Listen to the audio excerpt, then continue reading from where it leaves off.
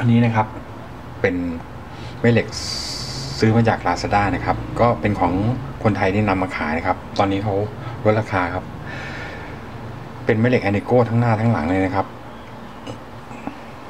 ราคาไม่ถึง400 บาทผมดูแล้ว